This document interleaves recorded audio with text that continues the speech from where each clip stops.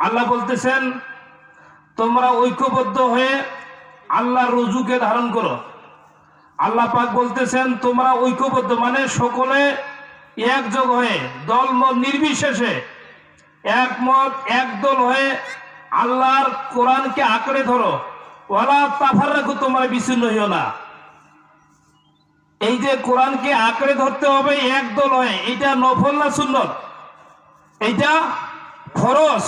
অথচ আমাদের বাংলাদেশে আমরা মুসলমান বলে দাবি করি, আল্লাহ পাক হুকুম করলেন তোমরা কোরআনকে দলমত নির্বিশেষে একতাবদ্ধ হয়ে একদল হয়ে কোরআনকে আঁকড়ে ধরো, বিচ্ছিন্ন হইও না।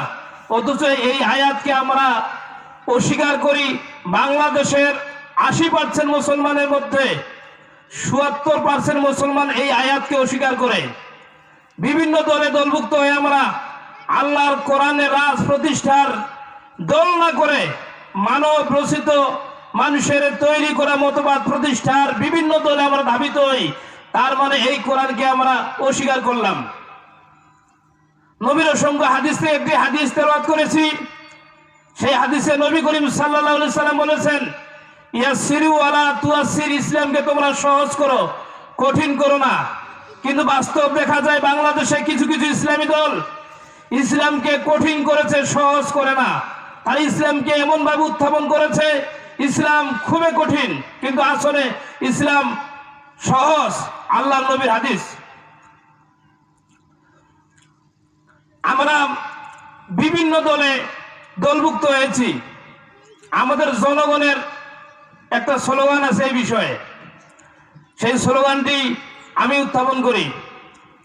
স্লোগানটি হলো এই, আমি কোন দিকে যাই কোন পথে যাই গোলক ধাঁধাতে, আমি কোন দিকে যাই কোন পথে যাই গোলক ধাঁধাতে, দলে দলে মুসলমানে ফেকড়া বাজাইছে, দলে দলে মুসলমানে ফেকড়া বাজাইছে, আমি কোন দলে যাই কোন পথে যাই গোলক ধাঁধাতে, আমি কোন দিকে যাই কোন পথে যাই গোলক ধাঁধাতে। কেউ বা বলে দোয়া করো উঁচু করো হাত, কেউ বা বলে হাত তুলিলে হয়ে যায় বেদাত, কেউ বা বলে দোয়া করো উঁচু করো হাত, কেউ বা বলে হাত তুলিলে হয়ে যায় বেদাত। আবার কেউ বা বলে দুটাই চলে, আবার কেউ বা বলে সবই চলে, ক্ষতি কি তাতে, আমি কোন দিকে যাই কোন পথে যাই গোলক ধাঁধাতে, আমি কোন দিকে যাই কোন পথে যাই গোলক ধাঁধাতে। কেউ বা বলে খুশি হবে নবী পড়িলে মিলাদ, আবার কেউ বা বলে পড়লে মিলাদ হয়ে যায় বেদাত। কেউ বা বলে খুশি হবে নবী পড়িলে মিলাদ, আবার কেউ বা বলে পড়লে মিলাদ হয়ে যায় বেদাত। আবার কেউ বা বলে দুটাই চলে, আবার কেউ বা বলে সবই চলে, ক্ষতি কি তাতে, আমি কোন দিকে যাই কোন পথে যাই গোলক ধাঁধাতে, আমি কোন দিকে যাই কোন পথে যাই গোলক ধাঁধাতে। এটা হলো আমাদের জনগণের স্লোগান। বাংলাদেশে অনেক দল, অনেক ইসলামী দল, বিভিন্ন দলমত, কিন্তু সাধারণ মানুষ খুবই চিন্তায় পড়ে গেছে যে আমরা কোন দিকে যাই। দলের কোনো হিসাব নাই। আল্লাহ রাব্বুল আলামিন, বাংলাদেশে অনেক দল আছে, আপনি কোন দলের আনুগত্য করবেন? আমরা গোলক ধাঁধার মধ্যে পড়ে গেছি, বিভিন্ন দল বাংলাদেশে। কিন্তু আপনাকে দল করতে হবে এমন একটি দল, যেই দলটি করলে আপনি জান্নাত যাবেন, কিয়ামতের দিন নবীর সুপারিশ নিয়ে আল্লাহর জান্নাতে যেতে পারবেন। সেই দলটি আপনাকে করতে হবে। সেই দলটি হলো আল্লাহ রাব্বুল আলামিন কোরআনে স্পষ্ট বলেছেন, সেই দলটির নাম হলো হিজবুল্লাহ, আল্লাহর দল। কোরআন শরীফে দুইটি দলের কথা বলা আছে, একটা হলো হিজবুল্লাহ, আল্লাহর দল। আল্লাহর দল কারা? যারা আল্লাহর দেওয়া জীবন বিধান, আল্লাহর কোরআন যারা সমাজে বাস্তবায়ন করতে চায়, আল্লাহর কোরআন দিয়ে যারা পরিবার থেকে শুরু করে রান্নাঘর থেকে শুরু করে পার্লামেন্ট পর্যন্ত যারা কোরআনের শাসন কায়েম করতে চায়, তারাই হলো আল্লাহর দল হিজবুল্লাহ। এই দল যদি আপনি করেন তাহলে আপনি মুসলমান, এই দল যদি আপনি করেন তাহলে আপনি ইমানদার। আর এই হিজবুল্লাহ আল্লাহর দল যদি আপনি না করেন তাহলে আপনি যতই নামাজ পড়েন, রোজা করেন, ইসলামের কাজ করেন, আপনার সেই আমলগুলি কোনো কাজে আসবে না। আরেকটা দলের নাম হচ্ছে হিজবুল শয়তান, শয়তানের দল। শয়তানের দল কারা? যারা আল্লাহর দেওয়া জীবন ব্যবস্থাকে বাদ দিয়ে মানুষের তৈরি করা মতবাদ, মানুষের তৈরি করা আইন কানুন যারা সমাজে প্রতিষ্ঠা করতে চায়, নিজের বাপ দাদার আইন যারা প্রতিষ্ঠা করতে চায়, মানব রচিত আইন, সেটা হলো হিজবুল শয়তানের দল। আর হিজবুল শয়তানের দল যারা করবে, তাদের নামাজ হবে না, তাদের দান হবে না, তাদের কুরবানি হবে না, তাদের হজ হবে না। সে যত বড়ই নামাজ পড়ে যদি কপালে দাগ ফেলে, সেই নামাজ কোনো কাজে আসবে না, সে যদি হিজবুল শয়তানের দল করে, এবং সমস্ত আমলগুলি তার নষ্ট হয়ে যাবে। কোরআনুল কারীমের সূরা মুহাম্মদের 1 নম্বর আয়াতে আল্লাহ স্পষ্ট বলেছেন, যারা মানুষের তৈরি করা আইন প্রতিষ্ঠার দল করবে, তাদের আমলগুলি আমি আল্লাহ পাক বরবাদ করে দিব। সূরা মুহাম্মদের 1 নম্বর আয়াত, আল্লাযীনা কাফারু ওয়া সাদ্দু আন সাবিলিল্লাহ আদাল্লাহু আমালাহুম। আল্লাহ পাক বলেছেন, যারা কুফরি করবে, কোরআনের একটি আয়াতকে অস্বীকার করবে, আর মানব রচিত আইন প্রতিষ্ঠার যারা আন্দোলন করবে, দল করবে, তাদের সমস্ত আমলগুলি আমি আল্লাহ পাক আদাল্লাহু আমালাহুম, সমস্ত আমলগুলি আমি বরবাদ করে দিব। বলুন নাউজুবিল্লাহ। সুতরাং আমি যদুর মাইকের আওয়াজ যায় তাদেরকে বলতে চাই, আপনারা যদি মুসলমান বলে নিজেকে দাবি করেন এবং ইমানদার বলে যদি দাবি করেন, তাহলে কোনো মতেই মানুষের তৈরি করা মতবাদ প্রতিষ্ঠার দল করা যাবে না। কিয়ামতের দিন আল্লাহ রাব্বুল আলামিন তোমার নেতা সহকারে সেদিন তোমাকে ডাকবেন। তুমি কোন নেতার আনুগত্য করো, কোন নেতাকে তুমি ভোট দাও, কোন নেতার সাবাই গান গাও, কোন নেতার গুণগান করো, কোন নেতার পাঁচাটা তুমি গোলাম, সেই নেতার নাম ধরে তোমাকে কিয়ামতের দিন দেখানো হবে। আল্লাহ রাব্বুল আলামিন সূরা বনী ইসরাঈলের ৭১ নম্বর আয়াতে বলেছেন, ইয়াউমা নাদু কুল্লা উনাসিম বিইমামিহিম, সেদিন আমি প্রত্যেক দলকে তাদের নেতা সহকারে ডাকবো। প্রত্যেক দল, প্রত্যেক জাতিকে, প্রত্যেক মানুষকে তার নেতার নাম সহকারে কিয়ামতের দিন দেখানো হবে। আপনি যেই নেতার আনুগত্য করেন, যেই নেতার দল করেন, ওই নেতা যদি জাহান্নামী হয়, তোমাকেও জাহান্নামী হতে হবে। নামাজ পড়ো, রোজা করো, কুরবানি করো, দান করো, এগুলা কোনো কাজে আসবে না। তুমি যেই নেতার দল করবে, সেই নেতা যদি জাহান্নামে যায়, তোমাকেও জাহান্নামে যেতে হবে। সুতরাং এমন নেতার আনুগত্য করা যাবে না, এমন নেতার দল করা যাবে না যারা আল্লাহর আইন সমাজে প্রতিষ্ঠা করতে বাধা প্রতিবন্ধকতা সৃষ্টি করে, আল্লাহর আইন যারা সমাজে প্রতিষ্ঠা করতে চায় না, সেই নেতার দল করা যাবে না। আল্লাহ রাব্বুল আলামিন নবী করিম সাল্লাল্লাহু আলাইহি সাল্লাম স্পষ্ট হাদিসে বলেছেন, মান তাশাব্বাহা বিকাউমিন ফাহুয়া মিনহুম, যেই জাতি বা দলের সাথে তোমার উঠা বসা হবে, সেই জাতির সঙ্গেই তোমার হাসর নসর হবে। নবীজি বলেছেন, আর রিদাউ বিল কুফরি কুফরুন, কুফরি মতবাদের উপরে, মানুষের তৈরি করা আইনের উপরে সন্তুষ্ট যারা, এরা হলো কাফের। আজকে বাংলাদেশের অনেক নামধারী মুসলমান, অনেক নামধারী নামাজি, অনেক দাড়িওয়ালা, অনেক সমাজের মসজিদের সভাপতি, ক্যাশিয়ার, সেক্রেটারি, সমাজের মোতব্বর, মেম্বার, সদস্য, আর বিভিন্ন রকম সমাজের বড় লোক কিছু কিছু আছে, এরা মানুষের তৈরি করা আইনে সন্তুষ্ট বলে হুজুর আমরা নামাজ তো পড়তেছি, রোজা তো করতেছি, মসজিদের সভাপতি, কিন্তু রাজনীতি আমরা শয়তানের করবো, তাতে অসুবিধা কি?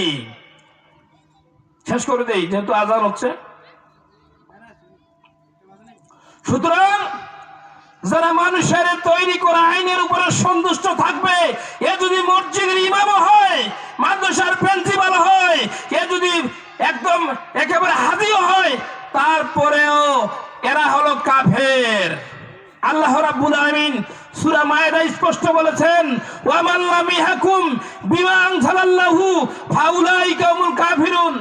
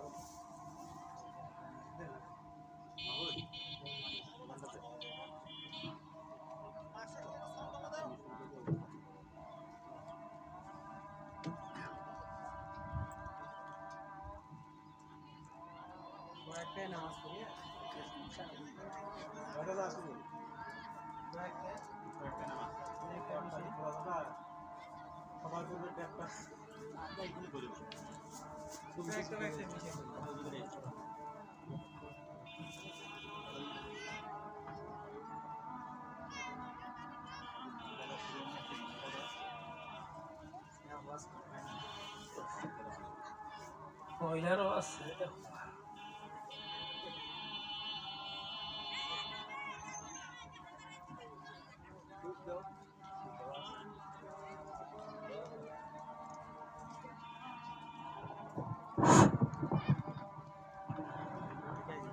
الله أكبر الله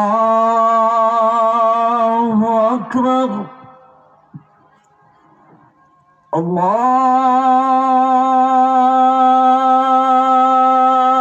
الله أكبر الله أكبر أشهد أن لا إله إلا الله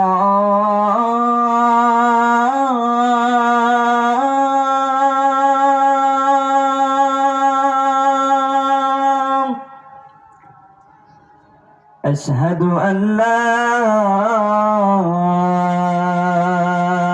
إله إلا الله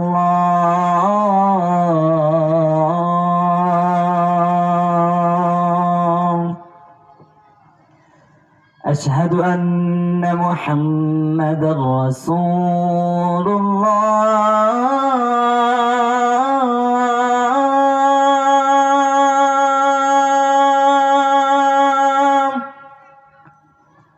أشهد أن محمدا رسول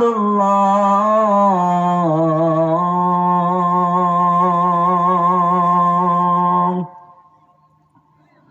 حي على الصلاة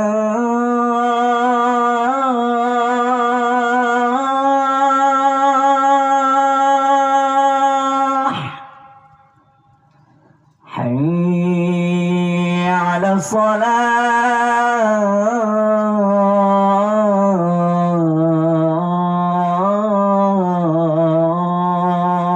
الصلاة حي على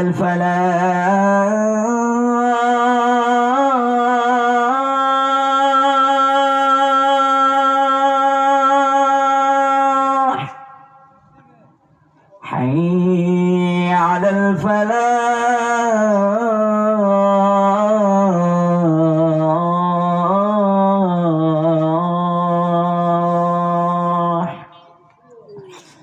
الله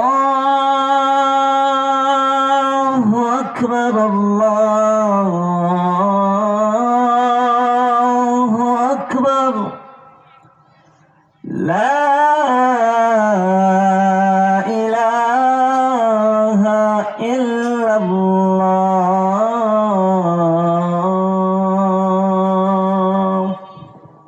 আল্লাহ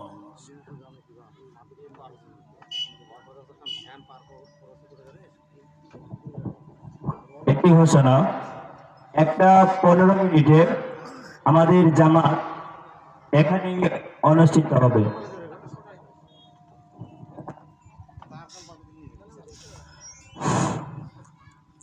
তাহলে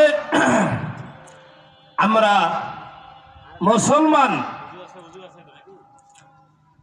মুসলমান বলে নিজেদেরকে যারা দাবি করি, আমাদেরকে কোরআনুল কারিমের 6666টা আয়াত বা কিছু কম বেশ আছে, এগুলা সব আয়াতের উপরে আমাদেরকে বিশ্বাস এবং আমল করতে হবে। তাহলে আমরা মুসলমান হব। কিন্তু বাংলাদেশের আমাদের মুসলমান আমরা খুব চালাক। কোরআনুল কারিমের যেগুলা খুব সুবিধাবাদী আয়াত, যে আমলগুলি করলে খুব সহজ সরল, যে আমলগুলি করলে আমাদের কোনো সমস্যা হবে না, সেই আমলগুলি আমরা পালন করি। কিন্তু যেই আমলগুলি করলে আমাদের উপর বিপদ আসবে, মুসিবত আসবে, ঝামেলার মধ্যে আমরা পড়ব, সেই আমলগুলি আমরা করতে চাই না। যেমন নামাজ 5 ওয়াক্ত নামাজ পড়া ফরজ, রোজা করা ফরজ, পর্দা করা ফরজ। এই ফরজ আমলগুলা কিন্তু আমরা মুসলমান খুব সুন্দর করে আমল করি, নামাজ পড়ি, রোজা করি, পর্দা করি। অনুরূপ ভাবে আল্লাহর জমিনে আল্লাহ যে কোরআনুল কারিম দিলেন, এই কোরআনুল কারিমটা সমাজে বাস্তবায়ন করা, সমাজে প্রতিষ্ঠা করা ফরজ। কিন্তু এই ফরজ দায়িত্ব আমরা পালন করি না। এই কোরআন সমাজে প্রতিষ্ঠা করতে গেলে, এই কোরআন সমাজে বাস্তবায়ন করতে গেলে আপনার উপর বিপদ আসবে, মুসিবত আসবে, ঝামেলা হবে। এই জন্য এই ফরজ দায়িত্ব আমরা পালন করি না। এইভাবে কোরআনুল কারিমের আল্লাহ রাব্বুল আলামিনের আল্লাহর দল করতে হবে। অনেক নামাজি মুসলমান আছে, নামাজ পড়ে 5 ওয়াক্ত সুন্দর করে, রোজা করে, ইসলামের সমস্ত আমলগুলি করে, কিন্তু আল্লাহর দল করা যে ফরজ, আল্লাহর দল না করে তারা শয়তানের দল করে। এইভাবে আল্লাহর জমিনে আল্লাহর দ্বীন কায়েমের ব্যাপারে 500 অথবা 633টা আয়াত আল্লাহ নাযিল করেছেন। সেই আল্লাহর দ্বীন কায়েমের ব্যাপারে আয়াতগুলি আমরা মানি না। আল্লাহ রাব্বুল আলামিন সূরা 13 নম্বর আয়াতে বলেছেন, আনাকিমুদ্দিন ওয়ালা তাতাফাররাকু ফি, তোমরা দ্বীন কায়েম করো, তোমরা বিচ্ছিন্ন হইও না। অর্থাৎ সকল নবীদের দায়িত্ব ছিল আল্লাহর জমিনে আল্লাহর দ্বীন কায়েম করা, আল্লাহর প্রতিটা হুকুম সমাজে বাস্তবায়ন করা। অথচ এই আয়াত আমরা নামাজ পড়ার পরও এই আয়াত আমরা মুসলমান মানি না। এইভাবে জিহাদের আয়াত হয়েছে, কুতিবা আলাইকুমুস সিয়াম, তোমাদের উপর রোজা ফরজ। এইভাবে নামাজ ফরজ, কুতিবা আলাইকুমুস সিয়াম, তোমাদের উপর রোজা ফরজ। এরকম ফরজ আয়াত অনেকগুলো আছে, সেগুলো আমরা মানি। কিন্তু কুতিবা আলাইকুমুল কিতাল, তোমাদের উপর জিহাদ ফরজ, এই ফরজ আয়াত আমরা মানি না। জিহাদ হলো আল্লাহর জমিনে আল্লাহর বিধান প্রতিষ্ঠার সক্রিয় আন্দোলন করার নাম হচ্ছে জিহাদ। কিন্তু আমরা এই জিহাদ আমরা মানি না। জিহাদ করতে গেলে আমাদের বিপদ আসবে, এই জন্য আমরা জিহাদ করি না। শুধু সহজ সহজ আমলগুলি করি, আর কঠিন কঠিন আয়াতগুলি আমরা মানি না। তাহলে কি আমরা মুসলমান থাকতে পারবো নাকি? নবীর পথ, কোরআনের পথ হলো কাঁটাযুক্ত পথ, সুবিধা মতো পথ না। যদি সহজভাবে ইসলাম পালন করা যাইতো, তাহলে আমার আপনার নবীকে তায়েফের ময়দানে মার খেতে হইতো না, উহুদের ময়দানে দান মোবারক শহীদ হতো না। এখন নামাজ হবে, আপনারা যাদের উযু নাই তারা উযু করে নামাজের প্রস্তুতি গ্রহণ করেন, ইনশাআল্লাহ নামাজ হবে। আসসালামু আলাইকুম ওয়া রাহমাতুল্লাহি ওয়া বারাকাতুহু।